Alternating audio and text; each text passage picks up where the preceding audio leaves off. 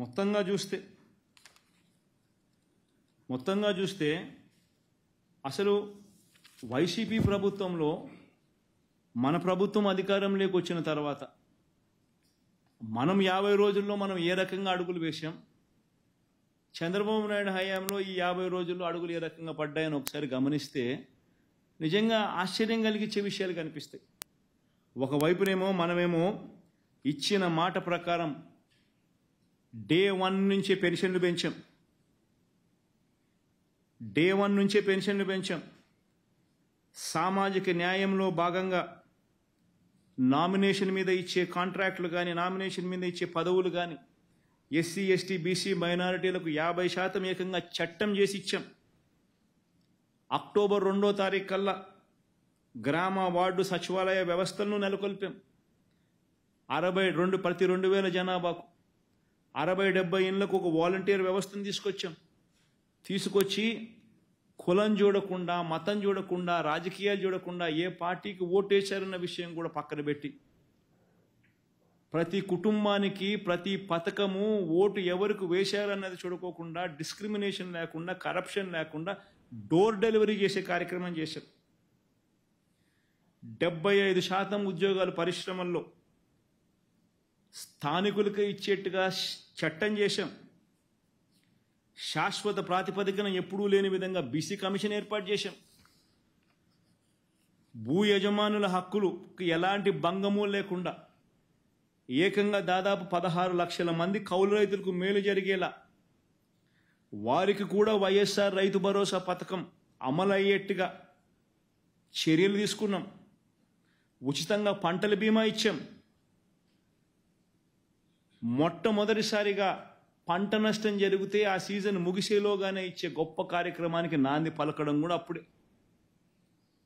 రైతులకు 9 గంటలు ఉచిత విద్యుత్ ఇచ్చేందుకు 1700 కోట్ల రూపాయలు ఖర్చు చేస్తే తప్ప పగటిపూట రైతులకు 9 గంటలు ఉచిత విద్యుత్ ఇచ్చే పరిస్థితి లేదు అని చెప్పి అధికారులు చెప్తే 1700 కోట్ల రూపాయలు వెంటనే రిలీజ్ చేసి ఆ కార్యక్రమానికి శ్రీకారం చుట్టాం.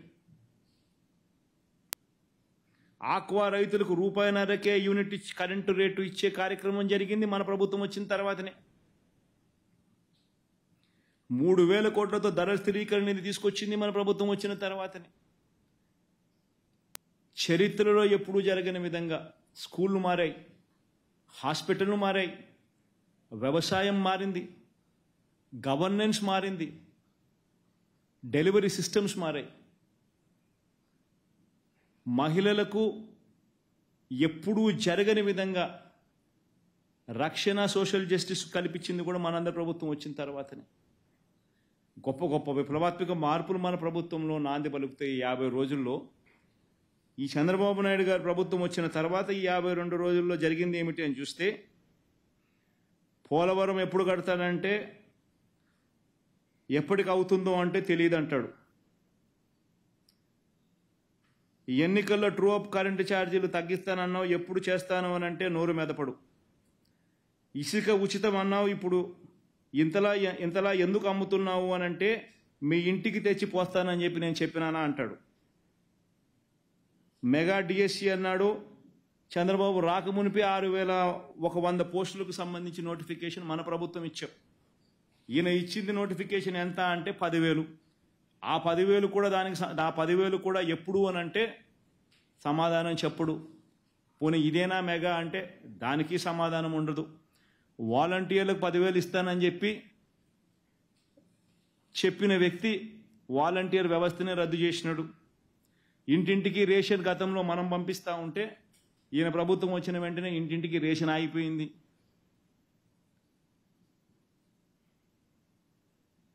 ఏ క్వార్టర్ ముగిసేలోగానే ఆ క్వార్టర్ ముగిసిన వెంటనే విద్యా దీవెన, వసతి దీవెన కింద పూర్తి ఫీజు రీఎంబర్స్మెంట్ ఇచ్చే పరిస్థితిని పూర్తిగా రద్దు చేసినాడు.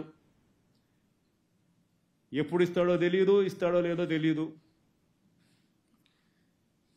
తాను ఎన్నికల వేళ మేనిఫెస్టోలో చెప్పిన ఏ ప్రామిస్ను నెరవేర్చే కార్యక్రమం జరగడంలా, కనీసం బడ్జెట్ కూడా, పూర్తి బడ్జెట్ కూడా పెట్టని అధ్వానమైన పరిస్థితిలో రాష్ట్ర ప్రభుత్వం నడుస్తూ ఉంది. పూర్తి బడ్జెట్ ప్రవేశపెడితే తన మోసాలు బయటకు వస్తాయని చెప్పి కప్పిపుచ్చుకునే కార్యక్రమం జరుగుతూ ఉంది. రాష్ట్రంలో ఏం జరుగుతూ ఉన్నాయనంటే హత్యలు, దాడులు, దౌర్జన్యాలు, ఆస్తులు నష్టం చేయడం, రెడ్ బుక్ పరిపాలన సాగిస్తూ ఉంది. ఇది క్లుప్తంగా చంద్రబాబు నాయుడు గారి ప్రభుత్వం మీద, 50 రోజుల ప్రభుత్వం మీద మామూలుగా అయితే అసెంబ్లీలో ఇంతసేపు మాట్లాడాల్సిన పరిస్థితి. కానీ అసెంబ్లీలో ప్రతిపక్ష పార్టీ ఒకటి ఉంది అని కూడా వాళ్ళు గుర్తించారట.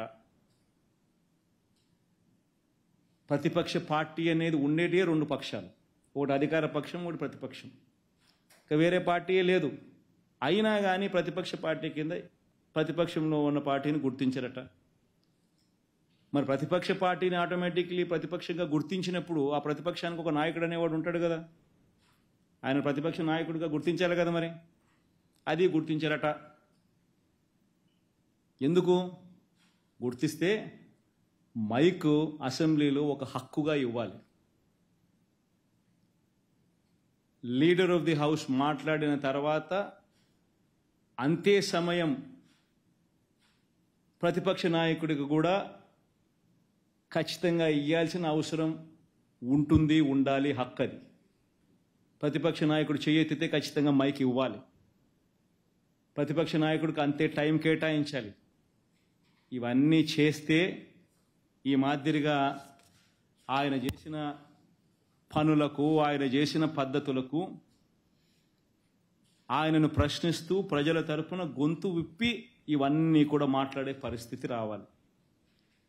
ఇవన్నీ ఎవరు మాట్లాడకూడదు, ఇవన్నీ ఎవరు అడగకూడదు, ఎవరు రోడ్డు మీదకి రాకూడదు, ఎవరు అసెంబ్లీలో క్వశ్చన్ చేయకూడదు, మేము ఏం చేసినా కానీ ఎవరు మాట్లాడకూడదు అని దుర్మార్గమైన ఆలోచనతో చంద్రబాబు నాయుడు ఇవన్నీ చేస్తూ ఉన్నాడు. కాబట్టి ఇక అసెంబ్లీలో గొంతు విప్పినా విప్పలేకపోయినా అసెంబ్లీలో జరిగేటప్పుడు మాత్రం ఇదే మాదిరిగా ప్రజల తరపున మీడియాను ఉపయోగించుకుంటూ, మీడియాలో కూడా బహుశా ఈనాడు, ఆంధ్రజ్యోతి, TV5 లాంటి దుర్మార్గులు, చంద్రబాబు నాయుడు లాంటి కొవ్వొట్సు, చంద్రబాబు నాయుడు గారిని మోసే వ్యక్తులు అనుకూలంగా ఎలాగూ రాయరు, ఉండరు. కాబట్టి న్యూట్రల్గా ఉండే మిగతా పత్రికా యాజమాన్యాలు, మిగతా పత్రికలు, నిజాన్ని నిజంగా చెప్పగలిగిన పత్రికా యాజమాన్యాలను, ఇటువంటి వాళ్ళందరినీ కూడా కలుపుకుంటూ వీళ్ళ ద్వారా ప్రజల గొంతును వినిపించే కార్యక్రమం సుదీర్ఘంగా కూడా చేసే కార్యక్రమం జరుగుతుంది. Thank you.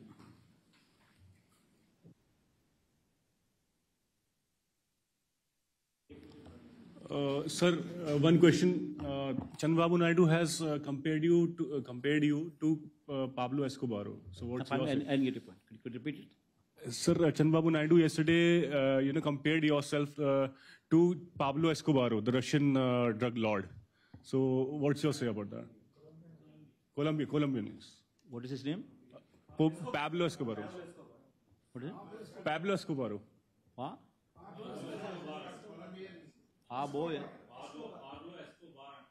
Pablo Escobar. Pablo, sir. Pablo. So he's more of a Colombian drug lord, sir. Is he Chandrababu's friend? That he knows his name so well. He must be, otherwise I don't know his name itself.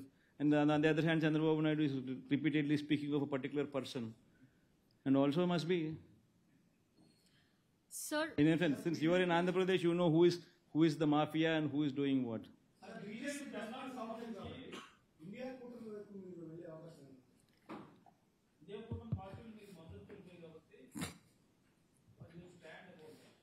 మనం ఒకటి ఈ విషయంలో, మీ పేరేం పేరునా? ప్రసన్న, అదిగా ప్రసన్న. ఒకటి మనం గుర్తుపెట్టుకోవాల్సింది ఏంటంటే ప్రసన్న, మనం డెమోక్రసీలో ఉన్నాం. జరుగుతూ ఉన్న అన్యాయం గురించి, జరుగుతూ ఉన్న విషయాల మీద సాక్ష్యాధారాలతో సహా, అంటే ఫోటో గ్యాలరీ ఆర్గనైజ్ చేసి, వీడియో క్లిప్పింగ్స్ కూడా ఆర్గనైజ్ చేసి, ఈ ఫోటో గ్యాలరీ ద్వారా, వీడియో క్లిప్పింగ్స్ ద్వారా ఢిల్లీలో ఫోటో గ్యాలరీ ప్రొటెస్ట్ ఆర్గనైజ్ చేసి, ఇవన్నీ కూడా డిస్ప్లే చేసి అన్ని పార్టీలను పిలిచినాం, అన్ని పార్టీలను పిలిచినాం, వాళ్ళ పార్టీలకు సంబంధించిన రిప్రజెంటేటివ్స్ వచ్చి సపోర్ట్ ఇవ్వమని చెప్పి, వాళ్ళనే చూడమని చెప్పి, చూసిన తర్వాత కన్విన్స్ అయిన తర్వాత గలం విప్పమని చెప్పి అందరినీ రిక్వెస్ట్ చేసినాం. సిమిలర్గా ప్రతి మీడియా హౌస్ను పిలిచినాం, వాళ్ళ రిప్రజెంటేటివ్స్ని, జర్నలిస్టులను పంపించమని చెప్పి, రాష్ట్రంలో జరుగుతూ ఉన్న అగత్యాల మీద ఫోటోలు చూడండి మీరే, వీడియో క్లిప్పింగ్స్ మీరే చూడండి, చూసిన తర్వాతనే మీరు న్యాయం వైపున ధర్మం వైపున గలం విప్పండి అని అందరికీ రిక్వెస్ట్ చేసినాం.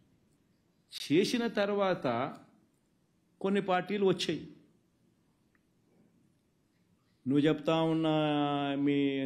ఉన్న ఇండియా కూటమికి సంబంధించిన పార్టీలు, మిగతా పార్టీలు వచ్చాయి, కాంగ్రెస్ పార్టీ రాలా. కాంగ్రెస్ పార్టీ ఎందుకు రాలేదు అని కాంగ్రెస్ పార్టీని అడగాల. చంద్రబాబు నాయుడుకు వాళ్ళకు ఉన్న సంబంధాలు ఏమిటి అని కాంగ్రెస్ పార్టీని అడగాల. రేవంత్ రెడ్డి ద్వారా చంద్రబాబు నాయుడు ఏ రకంగా కాంగ్రెస్ పార్టీ పెద్దలతో కాంటాక్ట్ మెయింటైన్ చేస్తూ ఉన్నాడని కాంగ్రెస్ పార్టీని అడగాల. రాష్ట్రంలో జరుగుతూ ఉన్న అరాచకాలు కళ్ళ ఎదుటే కనిపిస్తూ ఉంటే, మణిపూర్లో ఏమో ధ్వజమెత్తుతాడు, ఆంధ్ర రాష్ట్రంలో అటువంటి గొడవలు ఇక్కడ జరుగుతూ ఉన్నప్పుడు, అంత దారుణంగా అగత్యాలు జరుగుతూ ఉన్నప్పుడు ఎందుకు మరి వచ్చి మద్దతు ఇవ్వడం లేదు? అడగాల కదా. అంటే వాళ్ళకు అనుకూలమైన రాష్ట్రంలో ఏదైనా గొడవలు జరిగినా అడక్కపోవడం ధర్మమేనా? వాళ్ళకు వ్యతిరేకంగా ఉన్న రాష్ట్రాల్లో మాత్రమే గొడవలు జరిగితే అక్కడ మాత్రమే ప్రశ్నించడం న్యాయమేనా?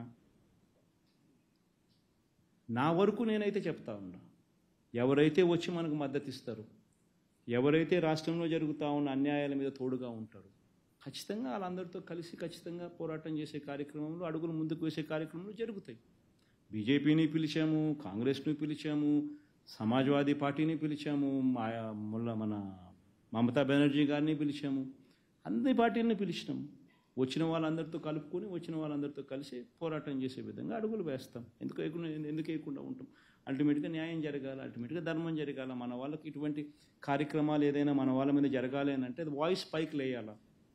వాయిస్ పైకి లేచినప్పుడు, దేశవ్యాప్త ఇష్యూ అయినప్పుడు చేయడానికి వీళ్ళు భయపడే పరిస్థితి లేకపోతారు. ఆ పరిస్థితి క్రియేట్ చేయడం కోసం అని చెప్పి ఖచ్చితంగా వాయిస్ ఎవడెవడనైతే కలుపుకోవాలనో, ఎక్కడెక్కడైతే వాయిస్ లేపగలుగుతామో ఆ ప్రతి ప్రక్రియ కూడా చేస్తాం. అంతే కదా ప్రసన్న? ఆ ప్లేస్లో నువ్వు ఉన్నా కూడా అదే చేస్తావు కదా. అదే చేస్తాం. రాలేదంటే వాళ్ళని అడగాల, నువ్వు ఎందుకు రాలేదు అని చెప్పి. చంద్రబాబు నాయుడు మీద ఎందుకు అంత వ్యామోహం అని, చంద్రబాబు నాయుడుతో ఎందుకు అంత సంబంధాలు మెయింటైన్ చేస్తున్నారు అని నువ్వు వాళ్ళని అడగాల. సార్, పొలిటికల్ దాడులు అనేవి మీకు కొత్త ఏం కాదు సార్. పొలిటికల్ దాడులు అనేవి మీకు కొత్త ఏం కాదు. మీ ఫ్యామిలీ మీద కూడా దాడులు జరిగినాయి.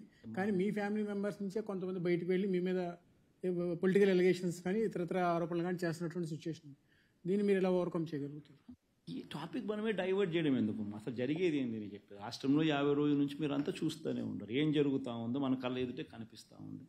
50 రోజులు నిజంగా ఈ మాదిరిగా కార్పొరేటర్ను మొన్న ఏమైనా చూస్తూ ఉన్నాను.